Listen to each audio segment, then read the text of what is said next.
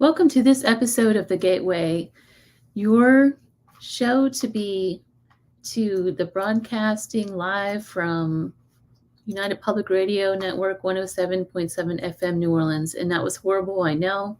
So my friend says that I need to get better at going in and going out. And you know what, you guys?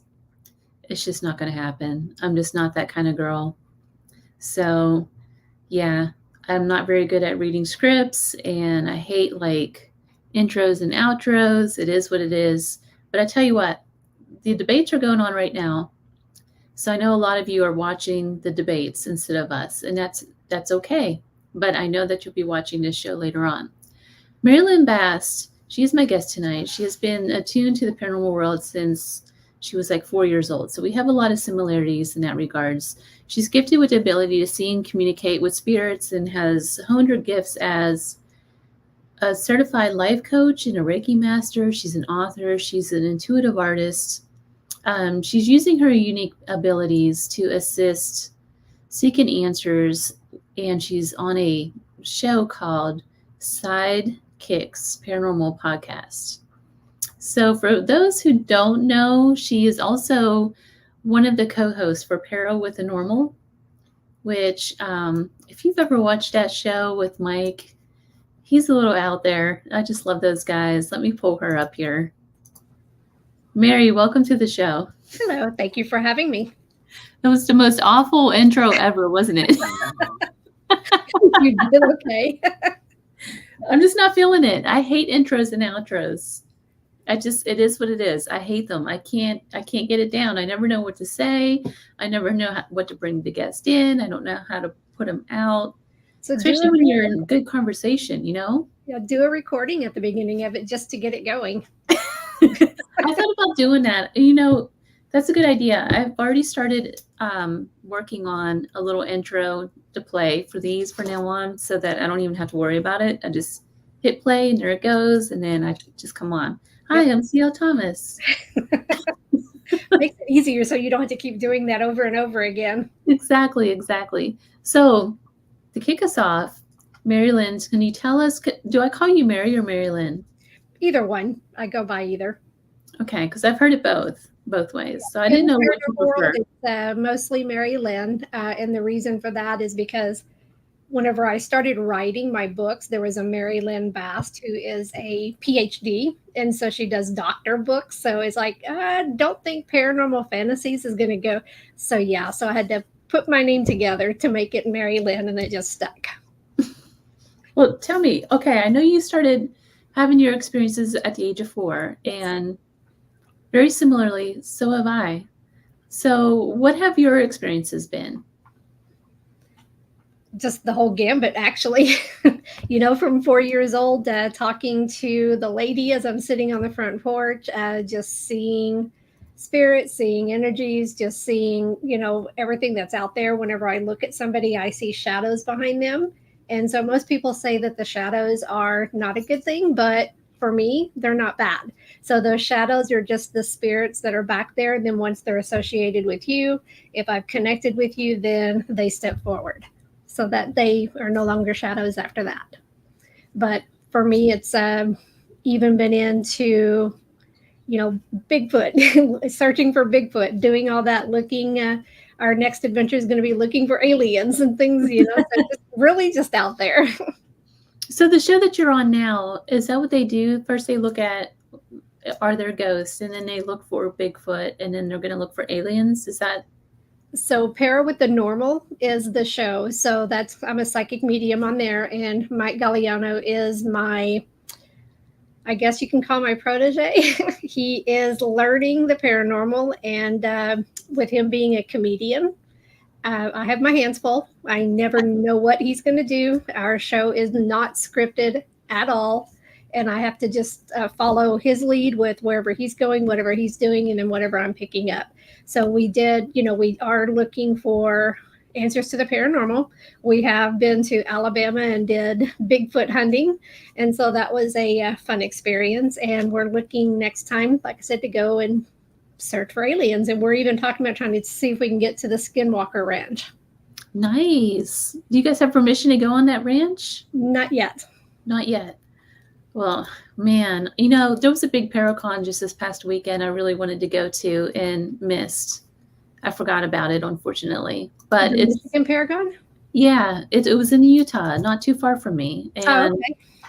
I really wanted to go because they went to the ranch and everything. Oh, wow, that would have been cool. I know. So backing up just a little bit, and then we'll get into your show because I want to talk about that too. Kelly says, "Love Mike and MaryLynn together, respectful, professional, and fun." Yeah, you guys are really professional, considering Mike's little hiccups with like the cookies and the Scooby snacks and everything else, the Twizzlers, whatever else. Right? You never know what kind of snacks he's going to have. And we actually was just in Michigan with Kelly. So we got to do an investigation with her a couple weeks ago. Oh, nice. Okay, so tell me about when you were 4. So a lot of mediums who report seeing ghosts and things at such a young age, they say, oh, it was so scary. They were scared. That was not my experience. It's different for everybody though, right? So yes. What was your experience with this? Mine was pretty simple. That it's just my mom brought it to my attention because I was sitting on the front porch and I was talking to the lady. There was a lady standing there with me and I'm talking to her and I'm petting this cat. So she comes walking out and asks me, who are you talking to? So I was like, I'm talking to the lady. And she said, well, what does she look like? So I described her hair, the dress she was wearing. And she said, well, what are you doing with your hands? Well, I was petting the cat. And so I described the cat to her. Well, we had just moved into this house and the lady that lived across the street actually lived in our house before.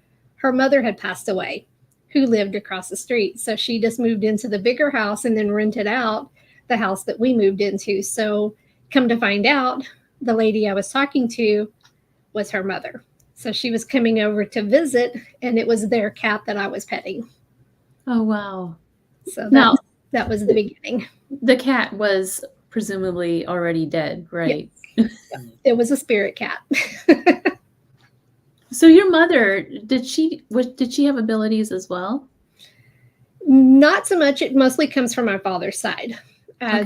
And I know that's unusual. It's usually on the mom's side, but it came from my father. She knew how to read tarot and stuff like that, but not really intuitive or anything. I lost her when I was 19, so don't know too much about it.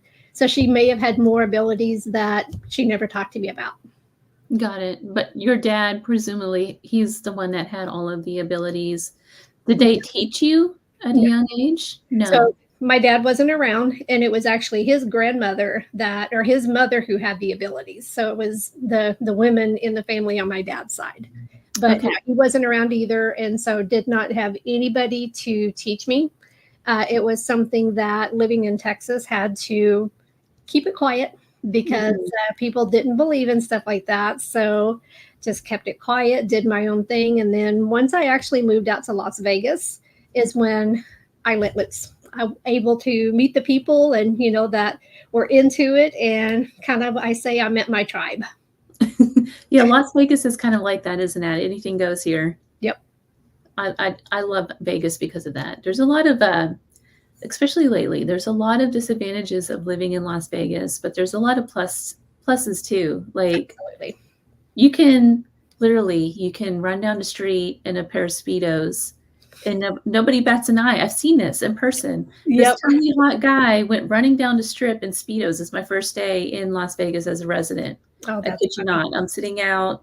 I was at Hex, right across from the fountains, eating lunch with a friend, and this totally hot guy comes running by. No shoes, no shirt, tight pair of Speedos, just jogging down the street like there was nothing. Nobody batted an eye at this guy. No complaints. Well, that's like down in Fremont, they have all the people that go down there in all of those costumes and pasties. And there's one guy that runs around in a diaper or a tutu. And it's a mess down there. It is what it is, though. But I guess what I'm trying to say, though, is that you're right, because I lived in Nashville for 15 years and I couldn't say anything about mediumship, not to anyone at work, not to some of my closest friends. And even now, there's a lot of those friends that I've hung out with for years who have actually unfriended me because I've come out with the mediumship. They're just too Christian. They can't handle it. I'm going straight to hell as far as they're concerned. Yep. So I was told that I was worshiping the devil. yeah. Doing the devil's doings. Yes. Because we're not supposed to be able to do that. Yeah. But I mean, so growing up like that though, like how did you find your bearings with that? So for me, I was kind of a loner all the time because I felt different. I felt, I was different. So I kind of stayed to myself. I didn't want anybody to find out what I was going through. So I just stayed to myself. And that's where I started writing my stories. So I have a really vivid imagination for storytelling. And so that's why I wrote my books. But that's how I would handle it, is just doing it that way. And then it was a small group of friends as I got older. Only those select few people knew that I had my abilities, and I would do things with them at home, but I never did anything in public with it. Right, right. Did you ever come to a point where you had to come out in the public? And what was that like for you? Well, that's when I did it in Las Vegas. I left Texas. It was about 16 years ago, moved to Las Vegas, and then talking to a friend there, she was working at a psychic shop, started talking to me, and she said, well, you need to come in and try this. And then that's where I did go and work there for a little bit. It's like, so that was me getting out there. And then after I realized, hey, I can really do this, then it was something that I just started doing it on my own. Awesome. And you just never looked back since? Nope. What did you lose friends and things? Oh, yeah. In the process? Yeah. Yeah. And that's something that even family members that has stopped talking because they didn't believe in it. It's very strange how that works out, isn't it? Yeah. But okay, so I'm going to go back to when you were 4 again. And I know I keep honing in on this because it's such an interesting topic. Not too many people from 4 to 6 years old can say logistically that they were seeing ghosts at such a young age. So how do you navigate? Like, I'm trying to figure this out myself, because when I was growing up, I didn't have that fear factor that a lot of mediums talk about. They were so scared that they couldn't do this or that. These were my friends. Right. They were more of a comfort thing for me growing up. Is that how it was with you? For me, yes, it was also a comfort, but the way I would see it, it was almost like they had a glow around them. So I knew the difference. That's a real person versus this is the spirit. Once I started realizing that, I was able to, I can't talk about them in front of somebody else, but I would have people that would come and visit, and even vivid dreams. But it's something that at 4, it was natural. And my mom told me I had to keep it quiet, but I can do it at the house with her, but not in public. But I was able to do what I wanted to do at that age. So I was okay with it. Gotcha. So then you go on and you write these books. How many books do you have? I have 10 right now. You have 10 books. 10, yes. And they're paranormal fantasy with werewolves, vampires, and all that. So I have my own little fantasy world. So, you know what, though, with any kind of fantasy writing, there's always an element of truth behind everything. Yep. So for you in the fantasies, are you the main character? Do you fit in anywhere in this? I do. I have some traits of the main character and then some of others, because the book is, I have 6 books in a series, and then I have some standalones. So in each one of them, it has a bit of me in each one of them. And like I tell everybody, some of it's true, some of it's fiction. You'll never know which one it is. Oh, I want to know about the true stories. Well, I can't tell you. You have to read the books. Oh, dang it. Well, fine. If you don't want to talk about your books, we'll just mosey on to another topic. But yeah, they're vampires and like I said, werewolves. And so I kind of took you know how in most books, the werewolves are the male is the main character. Mine is a female. So that's why I wanted to have a strong female character. And she ended up being a werewolf that was turned late in life. And there's reason behind it. It's very interesting because there's a lot coming out about like the goddesses and God is a woman and all of that. Is that kind of the same line that you were taking? Never thought about that. Yeah, that it didn't enter my mind on that. I guess, because especially in the paranormal, you don't have any strong female characters in the paranormal right now. Right. That is Like true. even the TV shows, it's all predominantly men if you think about it. Or it's a couple. You have the male and the female, but the male is usually the stronger one. Mm-hmm. So, and I think that's kind of in life, though, isn't it? Yeah, it seems to be more so though and it's kind of like, when you think about the paranormal, it's more along the lines of supernatural, it's more spiritualism, so, and it's just on that edge of almost like religiosity, which is mainly male predominant. So it's kind of interesting to think of it in those terms. Well, I guess for me, the way I look at it is there's more females in paranormal because we seem to have a little bit more of an open mind to be able to look at things like that. And for the men that I've come across who are open to it, there's still a lot of skepticism, but then they become true believers after a while, but for me, it's more predominantly women in the field from what I can see. But that's more open. Yes. Yeah, that's more open. It's the men. When you look at the paranormal teams, they're usually always men with equipment and and then they'll have the female and she's always the medium. She's never like, unless you're Lauren, which she's really cool, but you never see a woman in there who's the skeptic with all the equipment. It's always the men in the paranormal. I guess I've been in different groups because all the groups that I've hung out with and gone to, it's usually the women who are the stronger ones on that. I've had a few of the men that were not the skeptics and they were kind of looking into it, but the women were holding the equipment and, they were being the one trying to debunk everything. So it's like, I think it just depends on the demographics and where you're located and who you're hanging out with. I love that. So what's your work now with Para with the Norm? So what's my work?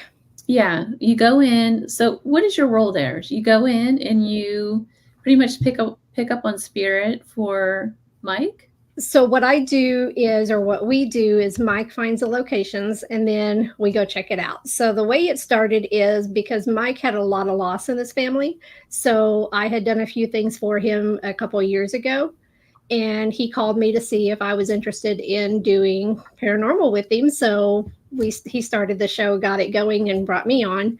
And I'm actually teaching him to investigate, teaching him what to look for, and just to be present for when he's doing these investigations. And that's a challenge. Is he coming along, though? It seems like he is. He's learning, but he also regresses quite a bit. So when he's when we're doing our filming, I think he forgets what he's doing. And then his stomach dictates a lot of what he's going to do. I could just see you guys like sitting around doing EVP work and then his stomach is just growling the whole time. That has happened.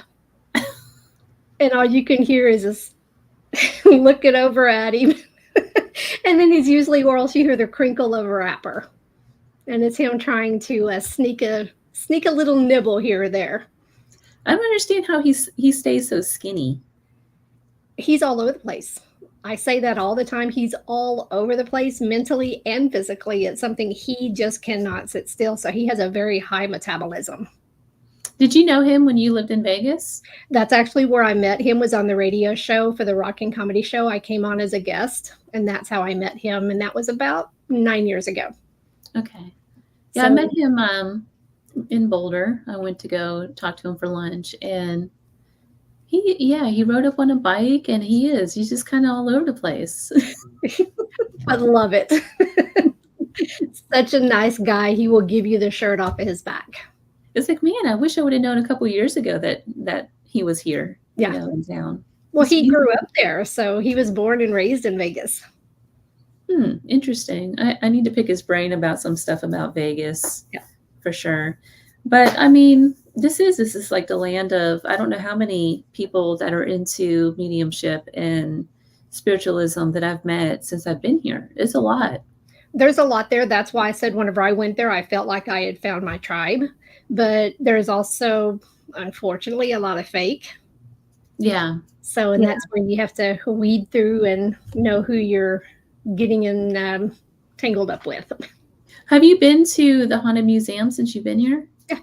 So I actually, when they first opened it, I filmed with Zach Bagans when they did the museum, and because I had a friend of mine who had a piece that she wanted to get donated and get on the show, so we actually did filming with them there. But the location is definitely haunted.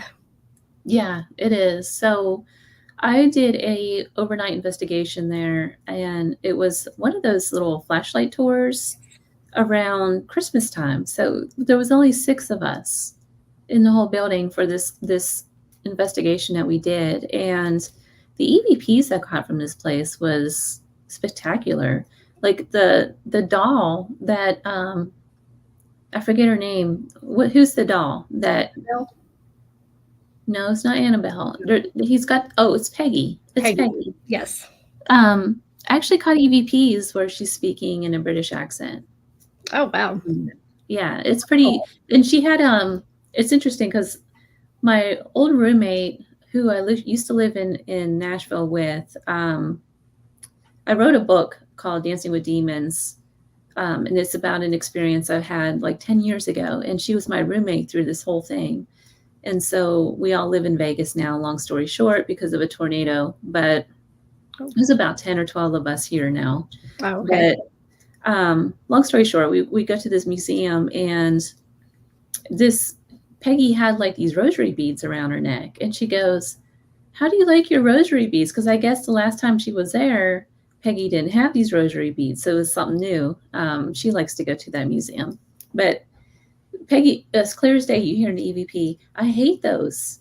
In a British accent. It was crazy. That is crazy. So somebody just put the beads on. Isn't she enclosed in glass? Now she is. She is now. The first time I went there, she was not. But now she's like in this box. And it seems like her room got smaller. And, because it's actually a really tiny house that he has all this stuff in. Yep. It's an old 1930s home, and it's small, like one of those little Vegas boxes pretty much. And he's made it into this museum. So I feel like every time he acquires something, all the other rooms get smaller and smaller.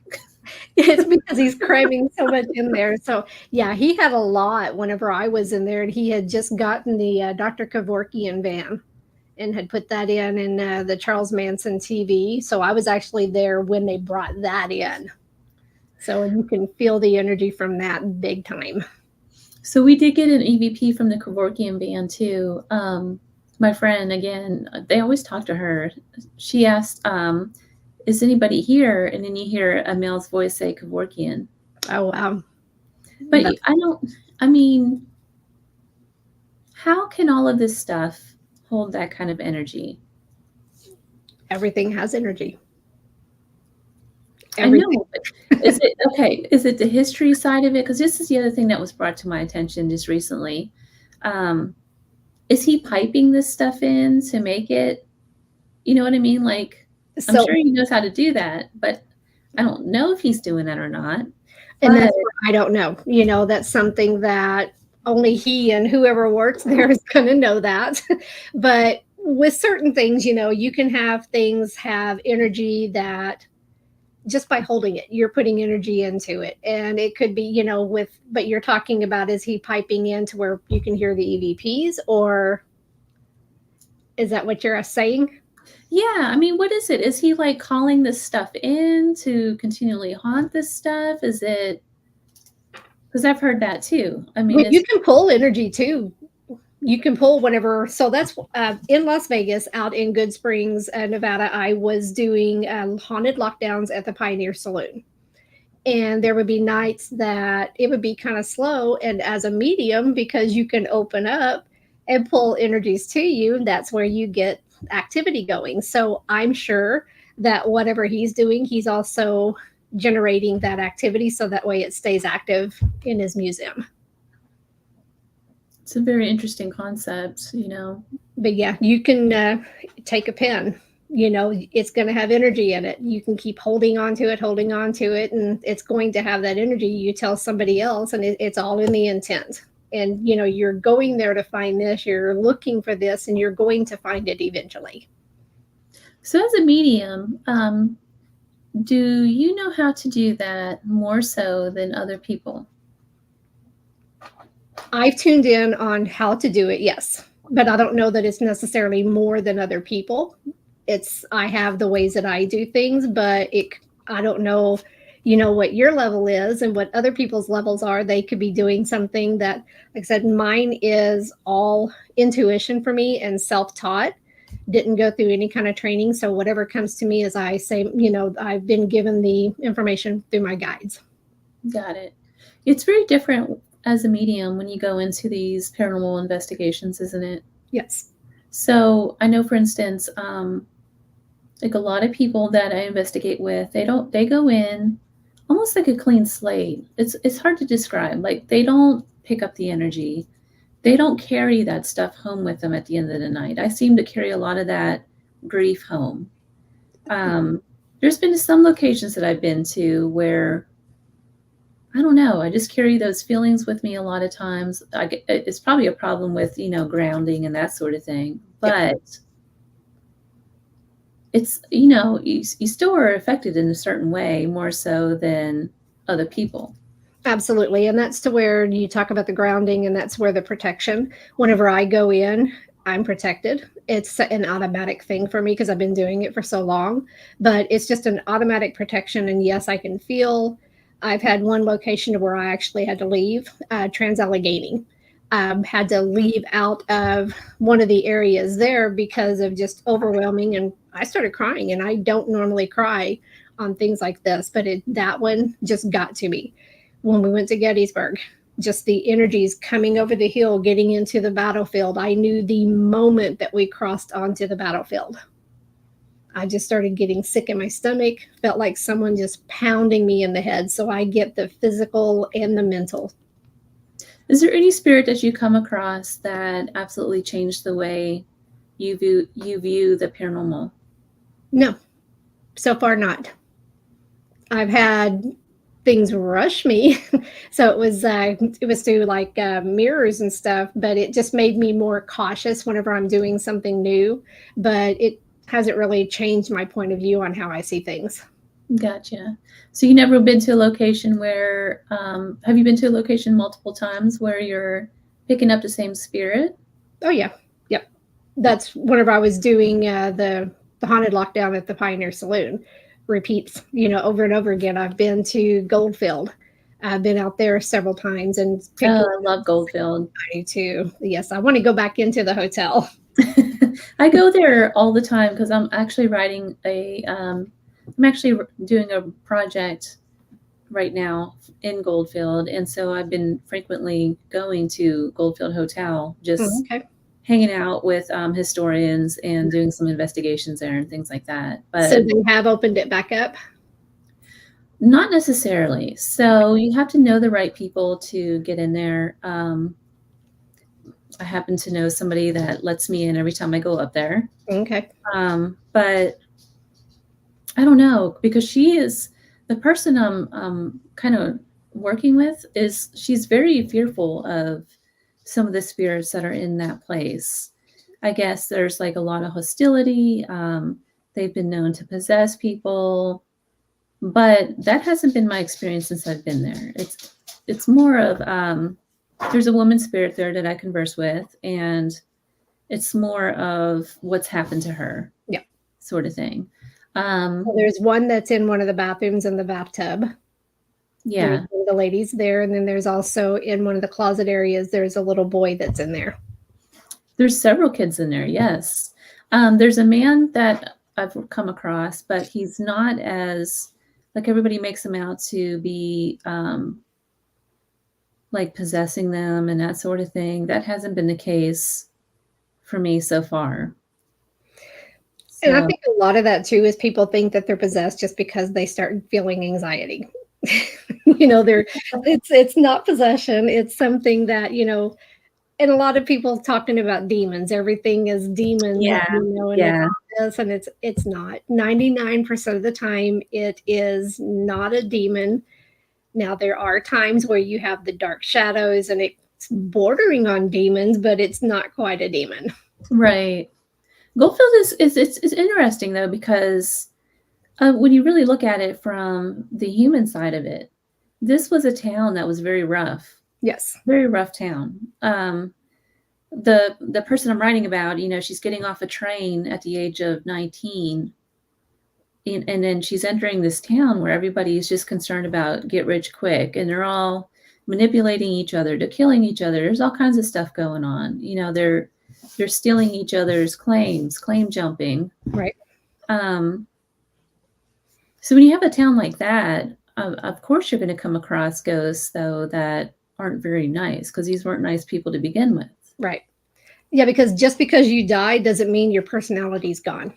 Mm-hmm. If you're mean in this lifetime, you're going to be mean when you go over to the other side.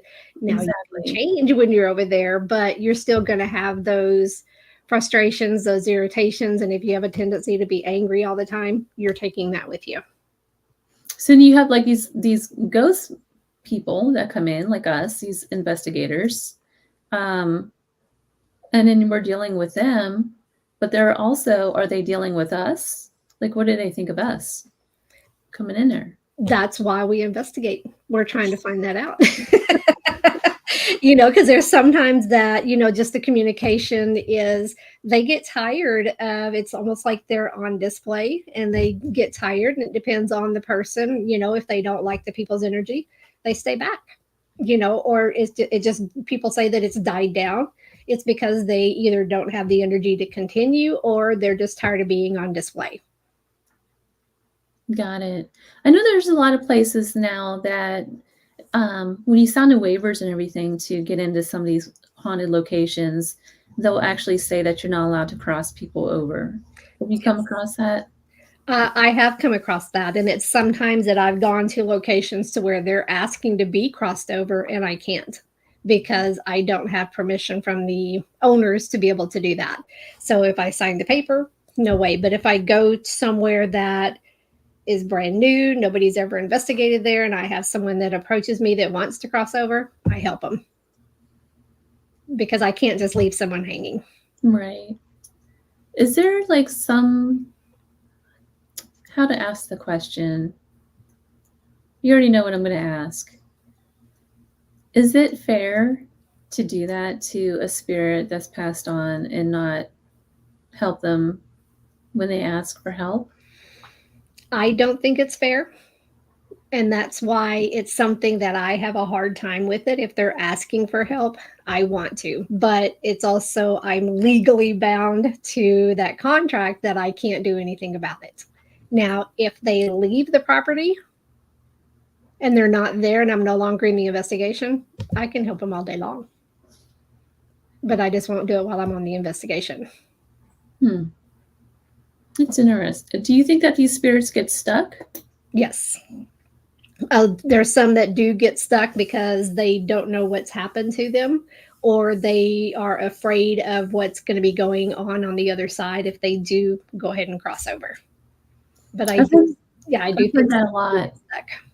Like they're afraid of judgment, especially if they're from like the 30s time frame where they were doing a lot of that.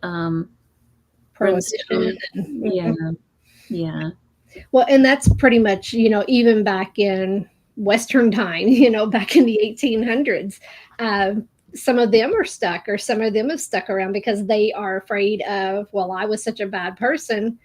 Are these shadows coming after me? And that's to where I did just do a investigation, and I can't say too much on it because we did film it, but it was to the point of it was affected by a past life. So the shadows around a person, because of their past lives, because they bring traits of that stuff with them to the new life, so those shadows can still be around. That's interesting.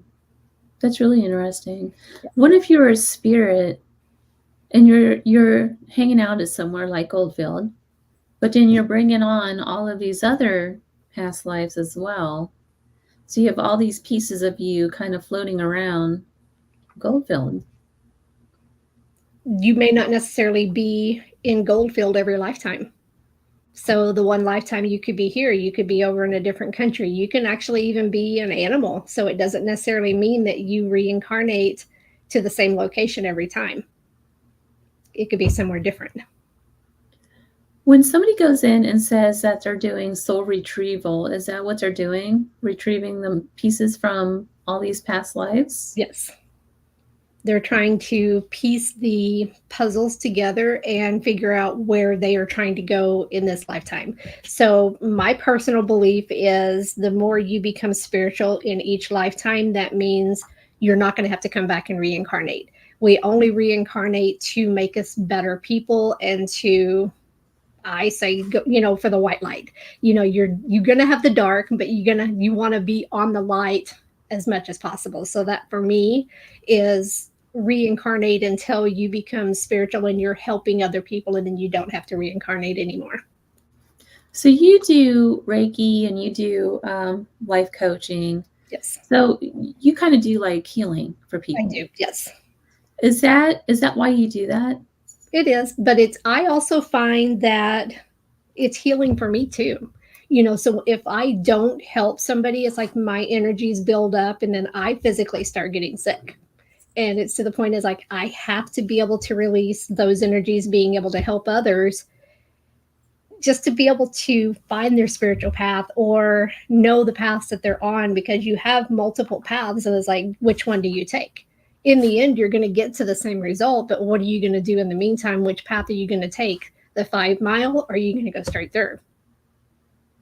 So you have those different paths, and that's why I try to help people find those paths. Do you believe that when you're continually channeling these other energies, that it can make you physically sick? Oh, absolutely. And that's to where after I do an investigation, I'm literally starving and I have to go eat. Because it takes so much energy. So I'll go and grab something to eat, but it's to the point of it can make you sick. I've actually developed fibromyalgia because of it. And you'll notice a lot of mediums have fibromyalgia because we build up all of that energy. And as a Reiki master, you learn to release it. But it was later in life whenever I learned that. So I ended up getting fibromyalgia before I learned how to release. There's a lot of mediums actually that get sick. Yes. Overall, there's a lot of mediums that have cancer. There's a lot of them. I know quite a few that's committed suicide over the years. Well, it's because they take on, like I said, they take on that energy and it gets into their bodies. And so whenever I'm doing it, I'm imagining it sitting on my shoulders. And then I release it. And you'll see me whenever I'm doing it, I'll shake my hands. That's getting rid of it, getting it off of me, taking it from them and getting it off. So I'm kind of a pastor. And I think that's to where the ones who are getting really sick, they're not allowing it to pass through them. They're bringing it and holding on to it. What about investigators who they're not mediums, but they're going in and searching for this energy? Does that affect them? It does to a point, but a lot of times, because they don't know what they're looking at, they don't realize how it's affecting them. Because I've seen several people that have gone in and doing their investigations, and then they start getting sick when they get home because they didn't protect themselves while they were there. But like you said, I know somebody who, after they started investigating, they ended up getting cancer as well. I believe that's what happened to me. Yeah, for sure. After, I know that's like going out on the ledge and crazy talk and all, I'm sure, but you can't tell. That's why we do this investigation, and that's why we're looking to see, what is out there. We are still trying to find answers. I don't think anybody has the real answers to any of it. That's why we all keep looking. So, okay, you work with Mike all the time. Yes. Trying to turn the conversation to something a little more lighter here. How does he not, like, what does he do on these investigations? Does he ever get infected by the spirits? Does he believe in the paranormal? Is he?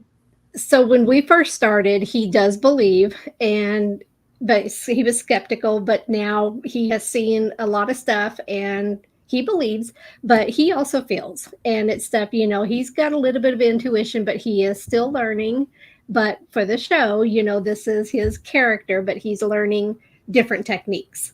And it's something that whenever he's doing it, the comedy part of it is mostly directed to himself, having fun while he's doing the investigation. He's never, ever making fun of the location, the spirits, or anything like that. All of the fun is on him, and then part of it is my reactions to him. So it's to the point is like, all I can do is sit and shake my head sometimes. How is it, are you teaching him like how to, I guess like when you're teaching him, you're actually teaching the audience. Yes. You like how to get through an investigation, how to ground yourself. How would you teach somebody how to ground themselves?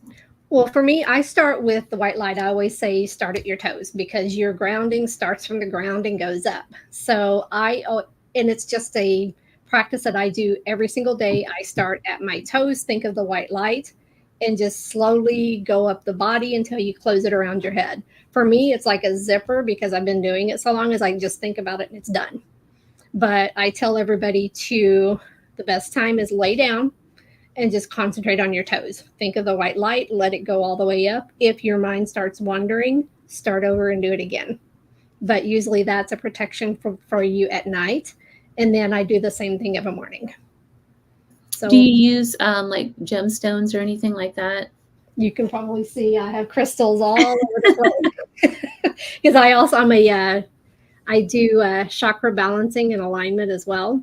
And I'm a chakra healer or a crystal healer.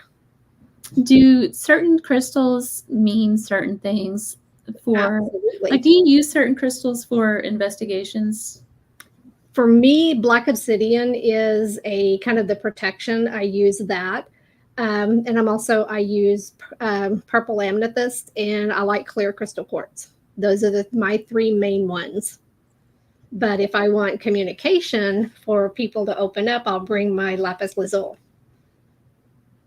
So each one of them has a different quality that you can use to be able, and it's all in the intent. And how are you going to use them? You can use all clear crystal quartz and just use the energy from those. For me, it's kind of weird, but whenever I hold a crystal, I can actually taste it. If it's a true crystal, I can taste it. Really? So, wait, really? So what does obsidian taste like? For me, it's almost like a copper taste, but it's a dirt copper, if that makes sense. And that's the way most of them, because I'll put it in my hand and then it starts tingling and then I have the taste. And I know it sounds weird, but does this all work different with, okay, so you went out and you were looking for ghosts, then you were looking for Bigfoot, and now you're going to look for aliens. Is it different? Like, are aliens actually ghosts, and is Bigfoot like a spirit being? Well, that's something that we were kind of tossing around is like, for Bigfoot, are they from another dimension? Are there portals that they come through? So that's been a debate that we've been kind of trying to investigate and talk about as far as aliens and stuff go, outer space, so that we haven't delved into that yet. So I don't know how we would approach that yet. God, a lot of the Native Americans that I've met just in the Las Vegas area, they do believe that. They believe that Bigfoot is actually a spirit being from their past, and he's not actually a good being. He's actually a not so good being that's coming back from. So is that a Bigfoot or is that a skinwalker? It's a Bigfoot. Really? Because I haven't heard that, huh? Yeah, that's what I've heard. And so they believe that somehow a lot of these mystical beings have gotten released, and I can't remember how. And now they're all over the place. Like Thunderbird, Bigfoot is one of them. Skinwalkers are more like, from my understanding, is more of like a witch doctor kind of thing that's creating that. The shamans for the Native American. Yeah. And then water babies. I'm not sure what a water baby is, but I've heard the term, but I'm not familiar with that. I think I've come across something about that, though. There's a ghost town here up in the mountains that first year I was in Vegas, of course, I was like obsessed with all the gold camps and stuff. So I would find them on Google Maps and go hike to them. One of them, my car got stuck, and this baby colt runs out in front of my car, and just out of the blue, this little baby horse was like running laps around my car. Oh, wow. I stop my car, and I get out, and there's this Joshua tree, and there's all of these dolls. There's 5 dolls around this Joshua tree, and they were all like, they were bound. Their hands were bound. Their feet were bound. Their eyes were burned out. Oh.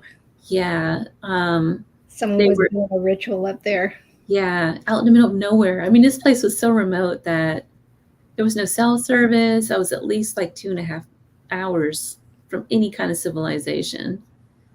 So who would do something like that? A lot of people do. It's just their beliefs of them trying to bring darker energies through. And a lot of them are, younger generation trying to experiment and see what they can get into. It's kind of like playing with the Ouija board. Yeah. A kid that playing with the Ouija board, don't know how to open it up or don't know how to close it properly, and you're bringing things through. And that's where I think some of the beings that has come through is through portals and things like that. That's where I was going with this. So I think that has something to do with bringing forth like water babies, and that's what I've heard anyway. One of the Native Americans that I've spoken with about that whole incident, he had to do like all of this cleansings and stuff for me. But so what did he do to cleanse? I'm just curious. For me, it's like, it's a learning thing for me too. But he did like the shamanic prayers. He gave me some rocks. He did like a lot of prayer stuff for me. Okay. Like I couldn't really tell you exactly what the incantations were or anything like that. Most of the time you won't be able to. Because you're in the moment. What did he say? Yeah, most of it was in a different language. Okay. Yeah. And that's like even doing readings for me is like, I'll read somebody and then they'll talk to me a couple days later. Well, you said this, is like, I don't always remember what I tell them because it's like vomit. It just comes out. And I don't remember because I talk to so many different people and there's so many different things going on. It's like, oh yeah. And then it'll, it clicks, but half the time I don't remember what I tell people. Which is, I think that's a good thing though sometimes when I'm not retaining it. What's that? I'm not retaining it. I'm not holding on to their negative energies. Yeah, exactly. You're not retaining that energy. So well, what do you have coming up? What are you doing? Paracons? Are you teaching? What's happening now for you? So we do a lot of Paracons, but with Para with the Normal, I have a thing here so I don't forget. So it's exclusively on BeaconTV. So it's stream BeaconTV.com. If you want to go watch the show, you can, if you sign up for it. Paranorm with the number 10 is a code that you can use for a discount. Then we also have a new episode that's going to be releasing soon. And then we have a premium episode that's going to be going on there. We did a mine tour when we were in Virginia City. So they would not allow us to investigate, but they allowed us to do a tour. So with Mike's twist on it. Oh. Yeah, that definitely very interesting. And I can just say that I don't think I have laughed so much that I did with that one. Is that the episode where he's holding the donkey poo? Yes. Did I just let the cat out of the bag on that one? It's not donkey poo. It's dinosaur poo. Some kind of poop. Yep. Yes. Poop is poop, you know? But yeah, it's funny. So we also have Sidekicks Paranormal is our podcast that we do every Wednesday at 7 p.m. Central. And then as far as Paracons go, in October, I think you're going to be at the Haunted Rock Island Roadhouse. Mike Yes. is going to be there as well. Are you speaking? You're speaking, right? No. And I won't be there, but Mike will be. I think he's just going as a guest, and he's hanging out with Josh Purvis with Searchers. Gotcha. Yeah, and I love representing BeaconTV. So I had to keep getting BeaconTV in there. What's that code again for a discount? Paranorm 10. Hold on, I gotta write that down. Paranorm 10. Yep, the number 10. I'm gonna go on there and sign up for this. Okay. And then we have the ComCon October 10th through the 13th in Virginia City. We are sponsors on there, so we'll be going back to that one October 10th through the 13th. And then we have the Supernatural Soiree on the Battleship in New Jersey. So that one's going to be October 26th. Sweet.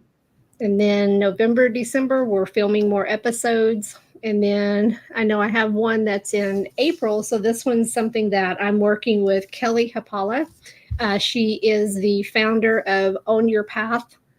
Own Your Path. And she's doing a Paraventure virtual Paracon in April. So I'm helping, and Mike and I are helping her with that. And we are sponsors and trying to help promote that. It is helping with Autism Alliance of Michigan. So that's where all the proceeds will be going for that. And so that's going to be April 5th. And for info, it's info at ownyourownpath.net. Well, I have to ask you a question. We still got a few minutes. So I wanted to know what your takes are on Virginia City. Absolutely love it. I would move there in a heartbeat. It feels like going home. That's kind of like for me, Las Vegas. Everybody says that. Me too. Yeah. Me too. And it's something, and I think it's because of the spiritual part of it. All of the people who are attracted to the spiritual, it's home for them because it just feels natural.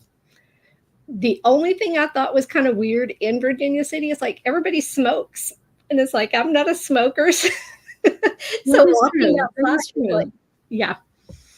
You know, a lot of people smoke in Vegas too, though, which is kind of weird. Yeah, they do. But you just don't notice it as much. I think in Virginia City, because everything is just so the street, and it's like so many people there. And it's like they just stand outside doing it. It's like, go over there.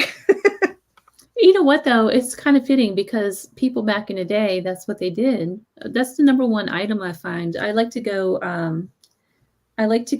metal detecting all the time. I look for old coins out in these ghost towns. I look for old coins in gemstones. Oh, okay. Near the old mines and stuff. That's why I'm on Google Maps looking for the gold camps. That's what I'm looking for. Right. But one of the number one items that I find is those old little tin cans that had the little cigarillo thingies in them. You know what I'm talking about? They roll their own. Yep. I have a whole bucket of those things. Oh, wow. But yeah, they didn't have anything. They couldn't go gamble or anything like that. So their pastime was smoking. Yeah. So. What's your kitty's name? Oh, that's Loki. Loki? After the marble. Hold on. Let me grab one real quick for you. That's Loki. Mischievous. Yes, he is very, he's my baby though. I just love him, but he is bad. He is really bad. A fitting name. But he's too cute to yell at. It's one of those things where yelling at a cat's not going to do anything. Yeah, I feel like you're crazy. I can't have a Christmas tree or anything because of him. Oh no! But he's, I can't yell at him or anything, so he just gets away with it. So, yep. Well, MaryLynn, thank you so much for being on my show tonight. Thank you for having me. It's been kind of a weird show. I know I'm not real focused tonight. It's because I have big news. I've been working on a magazine for the last month, and it's finally going to be sold. Oh, nice. I'm excited. The initial release is going to be on Friday. Okay. So for those interested, look up erieexpeditionsmagazine.com. Nice. You can order it. You can order a print. You can order it digitally. but it will be available. The first issue is about haunted Transylvania. So That's a location that I want to go to. I tell you what, that place, I want to go back. So you've been? Yes. So I went on this tour with Mysterious Adventures Tours maybe 2 years ago. And it was still COVID, so not a lot of people was on this trip. It was like maybe, I think 10 people went. So a very small group. Perfect. Yeah. And there wasn't a lot of people at the tourist places either because, again, the whole COVID thing. When we just went all through the Carpathian Mountains, we went in the Vlad Tape's footsteps. We went to Corbin Castle. We investigated Corbin Castle actually at night. We went to the most haunted forest in the middle of the night. It was a really cool trip. Right. Yeah, that would be fun. So, because I have Scot and Irish in my heritage. So it's something I want to go over there and just visit all the castles because there's energy over there. Oh, there's so much. It's like as soon as you get over there, it hits you. It's just everywhere. Yep. And there's just so many layers. I don't know about you, but when you go into a place that have had people, like for the US, it's usually like what, 200 to 300 years. Yep. Over there, you're talking about 1,000 years at least on some of these places. So you have like layer upon layer upon layer, and it gets confusing after a while. As a medium. It's like there's just so many layers. How do you pinpoint what's what? So that's where because the way I see it is imagine about 100 TVs up in front of you. So when you're doing a reading, you've got all this stuff playing on these 100 TVs, and I have to pick which one goes with you. So that's kind of the same, because so when I'm doing the reading, you see me look away. That's me zoning in on which one does it really apply to you. Same thing when you go to locations, all of these different layers coming in. I went to Japan, and I was over there, went to one of their locations, and it was 32 AD. 32. Wow. So 2,000 years old, almost 2,000 is just like, it was just the energy was off the chart. That's amazing. Yeah. So love that. And I would love to be able just to go and explore. You know what? Come to think of it, I think I lied to you. The US does have places that are that old. When you go to somewhere like Chaco Canyon, some of the Native American places around Las Vegas even. Well, they do have, but they just don't promote them. Right. But you know what I noticed? When you go to places like that, it's like a vibration, but there's not really an intelligent haunting. It's very strange. It's more peaceful, and at least that's been my experience with that stuff. Well, that's like going to Sedona. Whenever you go there, they have their hot spots, but there's locations they'll say that is very active. I've gone there, didn't feel anything, but go around the corner and it's right there, so I don't know if it moves or what, but the Sedona is one of the locations that I can go there, as just like Virginia City. I can go to Sedona as well. Just love it there, but with just the energies and yeah. What's your favorite location? Everywhere. Anywhere that I can travel. Everywhere. Well, where can people find your books? Amazon.com. It's under MaryLynn Bast. It's the Heart of a Wolf series. And then I also have Haven is the New Haven is my vampire series. So Amazon, and I do have Kindle, paperback, and hardcover. MaryLynn, thank you so much for being on the show. Thank you. I appreciate it. You've been listening to The Gateway, your portal to the unexplained, the mystical, and the otherworldly, broadcast live from United Public Radio Network 107.7 FM New Orleans. Until next time.